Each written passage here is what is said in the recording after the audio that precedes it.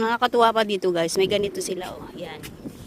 Pretty Little Library para pag hapon at gusto mo umupo diyan overlooking the sunset, ayun. Ay ma-enjoy mo. Dito sa doon sa Pilipinas yan nilagay, wala na, ninakaw na yan. At meron silang dog access. Yan, dito naglalagay ang mga dog. Yan. Naglalakad yung mga dog nila. Yun, tinan nyo guys. Oh, kakatuwa. Tapos maliliguan nila sa beach yung mga aso nila. Then pagkatapos maligo yung mga dog nila na yan. So ayan. Dito, diba banlawan nila, may ganyan, may shower. Tapos doon naman yung CR.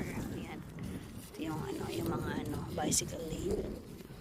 So ayan, tingnan nyo guys, nakakatuwa yung dog nyo. Mamiss ko tuloy yung mga aso ko. Ayan. Diba? Ayan. That's how happy life is. Okay, thank you for now.